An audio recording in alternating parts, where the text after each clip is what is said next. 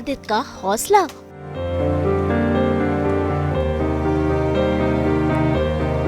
मंगल बनी आदित्य का सहारा।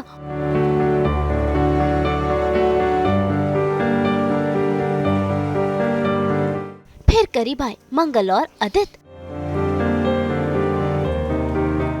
कलर्स के सीरियल मंगल लक्ष्मी में आदित्य को नौकरी से निकाल दिया गया है। उस पर मॉलेस्टेशन का इल्जाम जो लगा है, ऐसे में पूरी तरह से आदित्य टूट चुका है। ऐसे में वो गलत कदम उठाने जा रहा था कि तभी वहाँ पर मंगल आकर उसे रोक लेती है और उसे समझाने की कोशिश में लगी हुई है।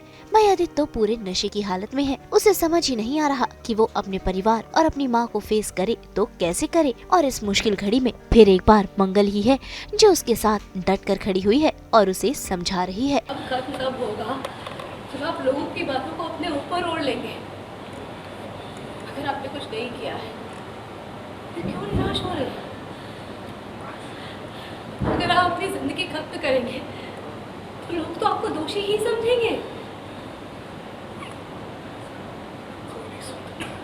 आपको सुनाना होगा, आपको सच सबके सामने लाना होगा।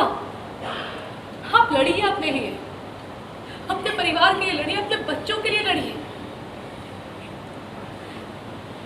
कि जो आपके अपने अम्मा का क्या हाल होगा, बच्चों का क्या होगा, सोचा है आपने?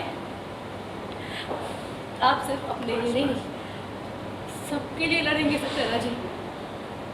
आप हार नहीं मानेंगे, नहीं मानेंगे आप हार।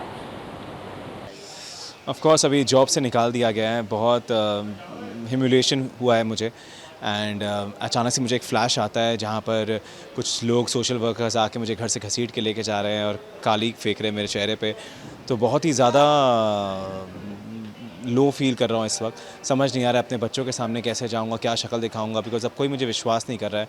सब मुझे बहुत ही नीच और छोटा आदमी समझ रहे हैं। तो इस समय मैं बुरी तरह ड्रंक हूँ और इसी ड्रंक के नशे के में शायद मैं कुछ ऐसा कदम उठाने जा रहा था, अचानक मंगल आ जाती है।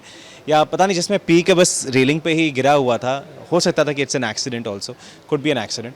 एंड मंगल आ जाती है एंड वो मुझे कहती है कि आप हार मत मानिए एंड ऑल दैट। पहले तो मैं थोड़ा सा इमोशनल हो जाता हूँ, बट धीरे धीरे मुझे रियलाइज़ होता है कि कहीं ये तो वही मंगल है।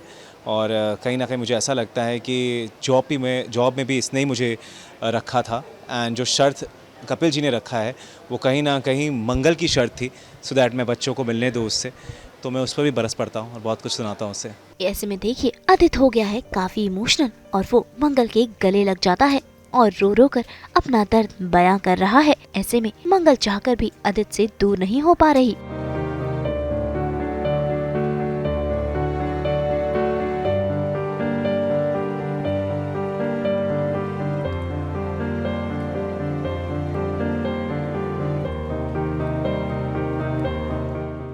कहीं मंगल उसे सपोर्ट भी कर रही है। जब देखा उसने ऑफिस में कि सबके सामने मंगल ने एक स्टैंड लिया उसके लिए।